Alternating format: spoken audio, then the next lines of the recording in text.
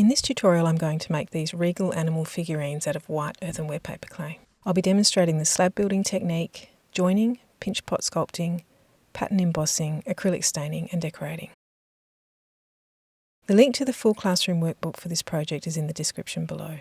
In it is the templates required for the next step, the full project tutorial with instructions and pictures, as well as 10 pages of drawing inquiry worksheets that relate directly to the main project. For this project I'm using white earthenware paper clay. Paper clay is like regular firing clay, but it has added paper pulp for strength and durability. To start you need to roll out 2 slabs of clay. They need to be large enough to fit the templates, which are in the workbook below. These slabs are about 7mm thick.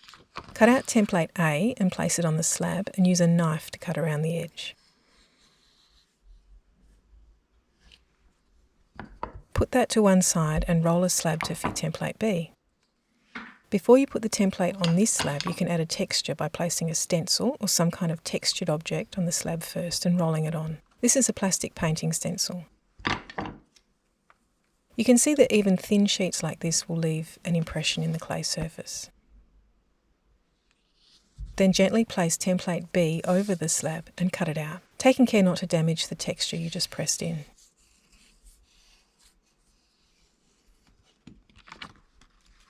With a piece of the offcuts you can make extra features for the front slab. Here I'm making a belt by pressing some corrugated card and a plastic ring into the clay.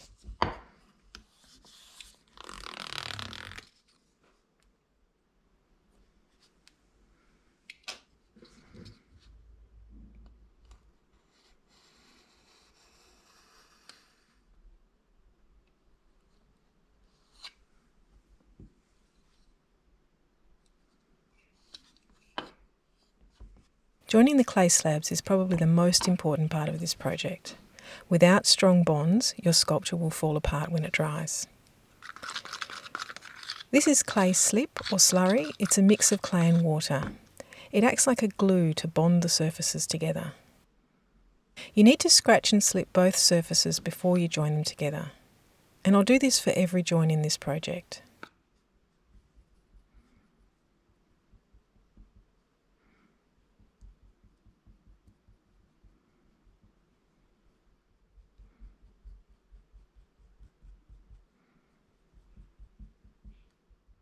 Once the 2 surfaces are scratched and slipped, press them together. Here I'm using a screw to press the slabs together and also to leave a little cross design in the middle of the belt.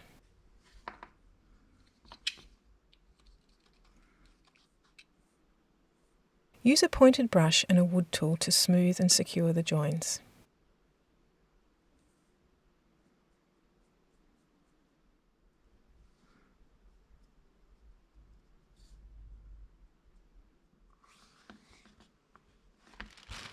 Now I'm making an armature, which is an internal support structure.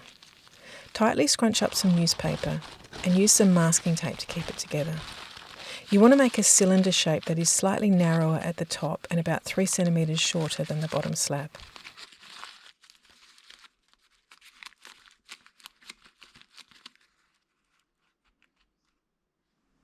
Lay the front piece over the newspaper and fold the top over like this. Be careful as you handle this piece because it has the textured pattern.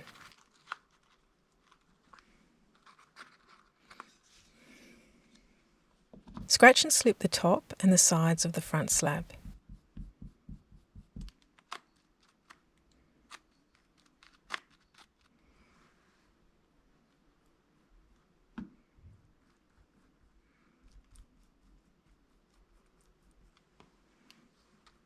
Then bring the bottom slab up to touch the sides. Gently press it together and then push the sides back down again. Now you have 2 lines of slip on the back piece that show where the 2 pieces connect. So scratch and slip along these lines. Then press it all back together.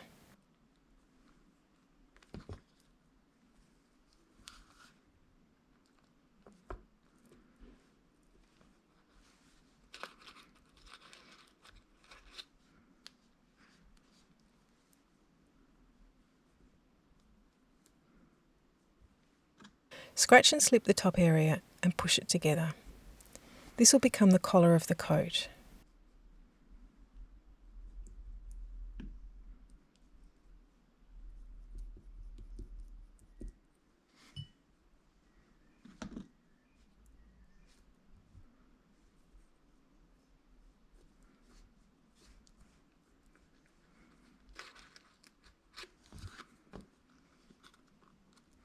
Now you can lift it up and work on the join underneath.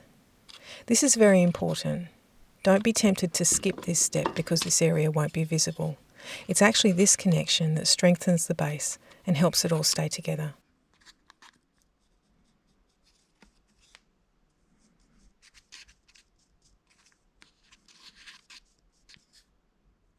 And do the same for the connection at the top.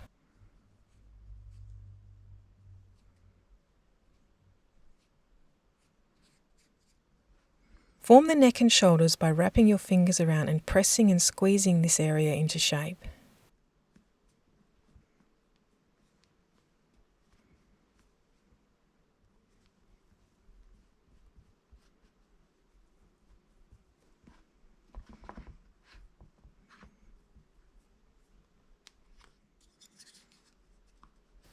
The edges of the cloak will be quite square and blunt at this stage.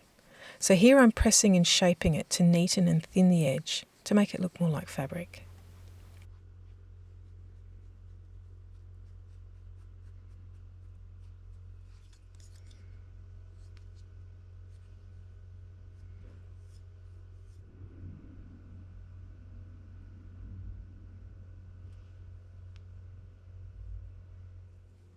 To make a head, roll a lump of clay into a ball about 5 centimetres in diameter.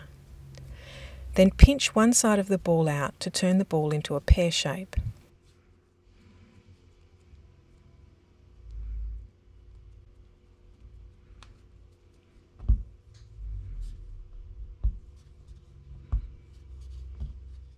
The next step is to turn it into a pinch pot by pressing your thumb into the ball part.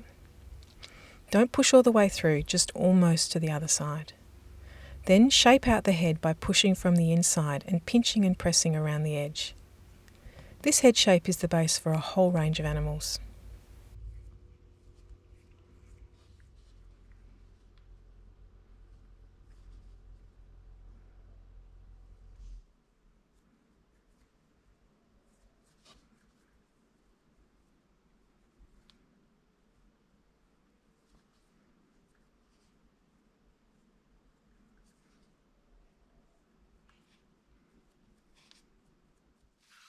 If you're working on this project over a number of sessions, you can seal it in a plastic bag to keep it soft and wet.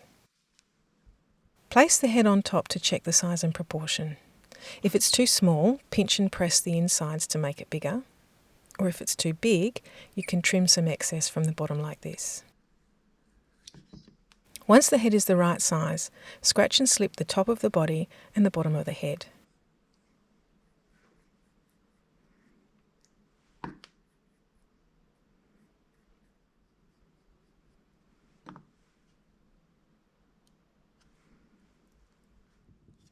Use the thin end of a wood tool to press the join together.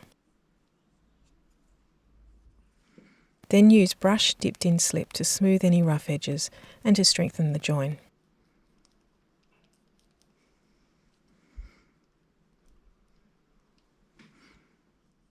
Do the same where the back of the head meets the cloak. To make the ears, roll a small lump of clay into a ball and press down one side.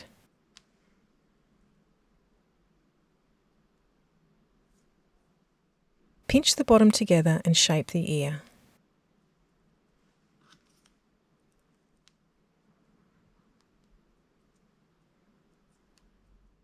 Scratch and slip the bottom of the ear and the spot on the head where the ear will be placed.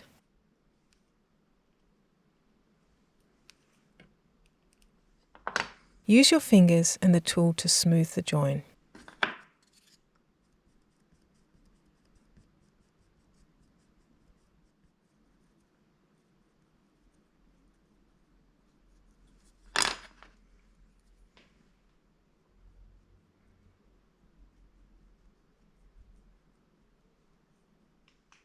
Shape the nose to suit the animal you're making.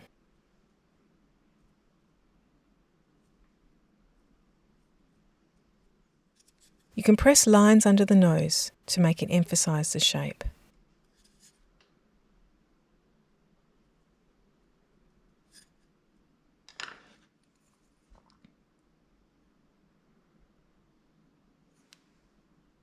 Press in lines for a mouth. I'm giving my creature a stern, serious expression to capture the essence and the tone of traditional royal portraiture. Typically, the kings and queens in these paintings looked fairly serious. The point of these images was to suggest power and authority. So that's why my creatures have rather severe expressions.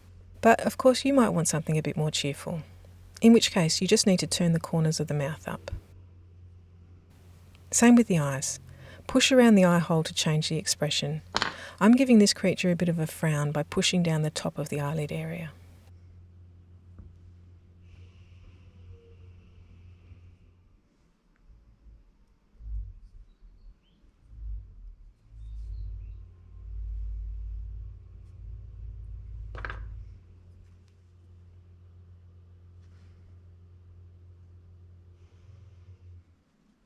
Next, I'm going to add a royal ruff under the neck. Roll a small snake and pinch the ends to bring them to a point. Scratch and slip one side of the ruff and under the neck area. Poke the ends down the side of the head and press to join.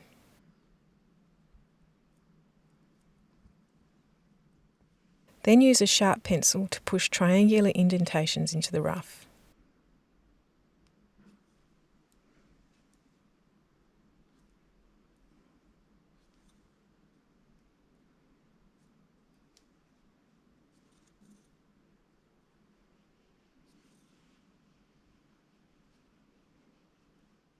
And clean it all up with a brush dipped in slip. Soft brushes are pretty handy for smoothing the surface of the clay, especially for fine areas.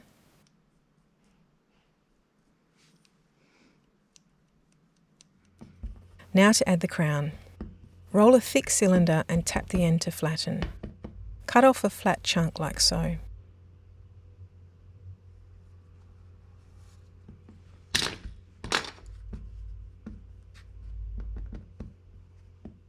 Push a rounded tool into the centre of the cylinder. So this is a little bit like making a tiny pinch pot. Once the crown is the right size and shape, you can use some old scissors to cut a zigzag pattern to make the tips of the crown.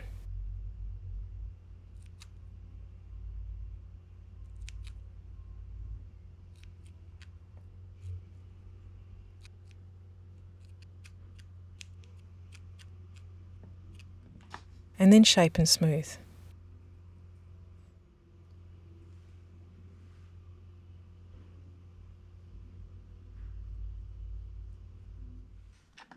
Scratch and slip the base of the crown and the spot on the head where it will be placed.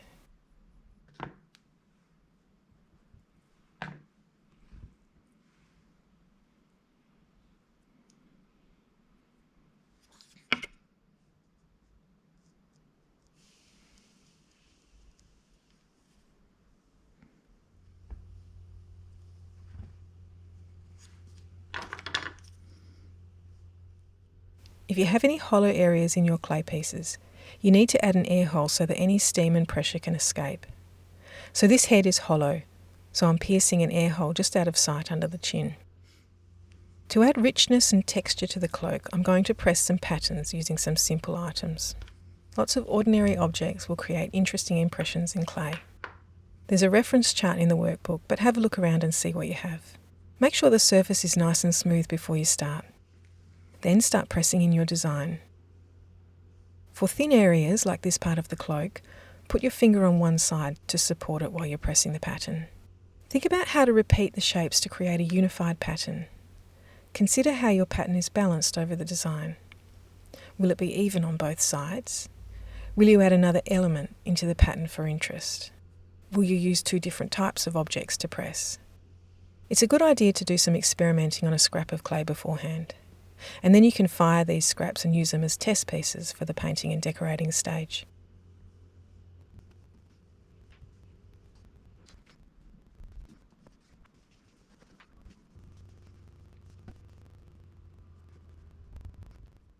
If you want your animal to have earrings, you can pierce some holes in the ears.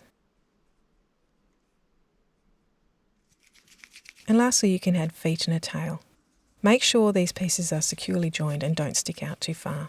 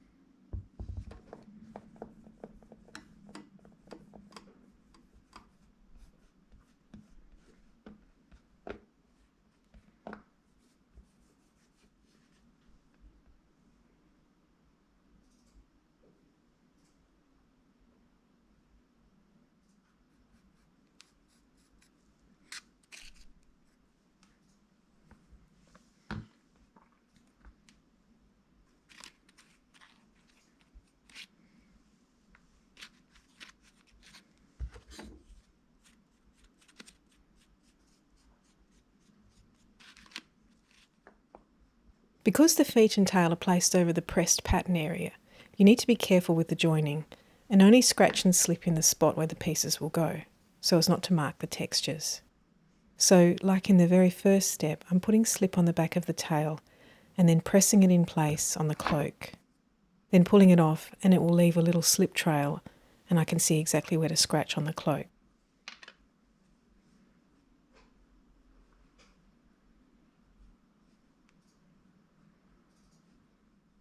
And then the creature can be left to dry and bisque fired.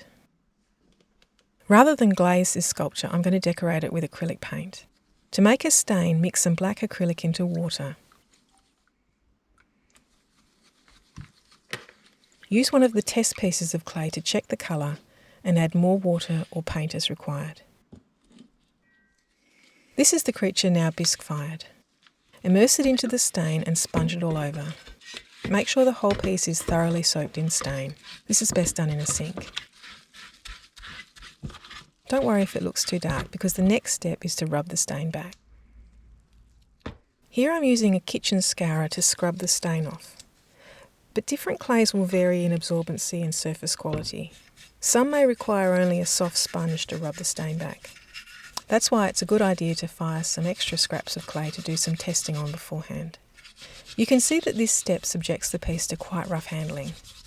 That's why I kept going on about scratching and slipping to make sure everything is well joined. A stain will sink into the pressed areas and crevices and emphasise the embossed patterns and textures. And then it will wipe back to a stone colour on the raised areas to highlight the form and shape. Once the stain has dried completely, you can add some colour with acrylic paint. If you wipe the paint on in thin layers with a rag, it'll highlight the embossed textures even further.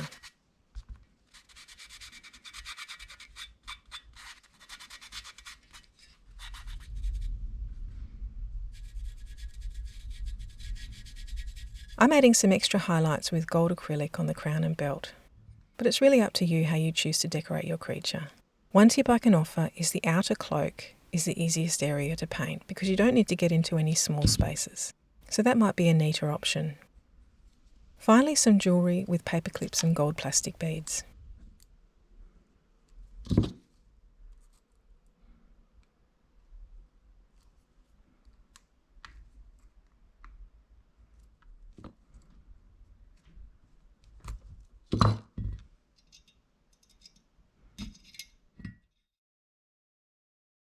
And that's it. There's lots of animals you can make from this basic form. You just need to sculpt the head to suit your chosen animal. This is a rabbit and a crow I made using the same technique. I gave the rabbit a slightly shorter, squarer nose, large ears and a round tail. And for the crow, I shaped the nose into a pointed beak, made little claws instead of feet, and added some hair feathers with tiny rolls of clay. Don't forget that all of this and more is in the workbook below. And thanks for hanging in there to the end of another long tutorial.